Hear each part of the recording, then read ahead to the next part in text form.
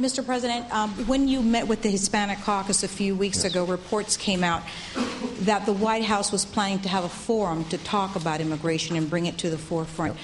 Going forward, my question is, what is your strategy to try to have immigration reform, and are you still on the same timetable to have it accomplished in the first year of your presidency?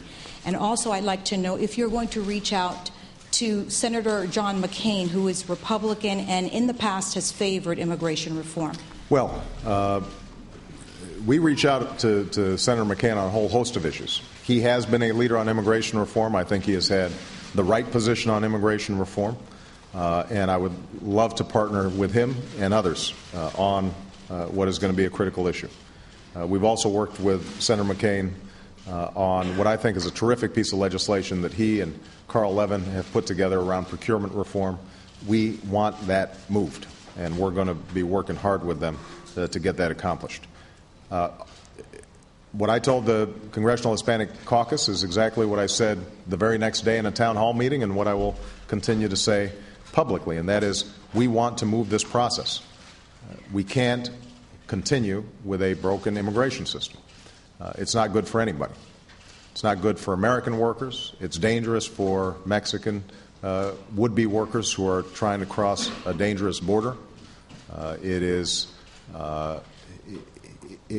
putting a strain on border communities who oftentimes have to deal with a host of undocumented workers, and it keeps those undocumented workers in the shadows, which means they can be exploited at the same time as they're depressing U.S. wages. So what I hope to happen is that we're able to convene a working group working with key legislators like Luis Gutierrez and Nydia Vasquez and others to start looking at a framework of how this legislation might be shaped.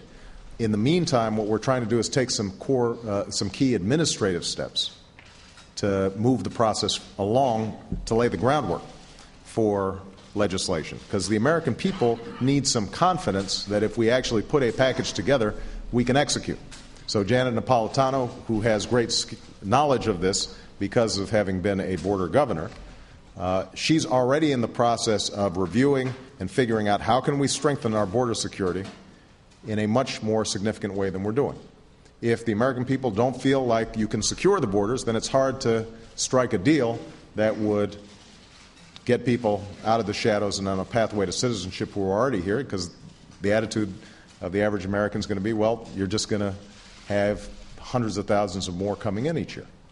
On the other hand, showing that there's a more thoughtful approach than just raids of a handful of workers, as opposed to, for example, taking seriously the violations of companies that sometimes are actively recruiting these workers to come in.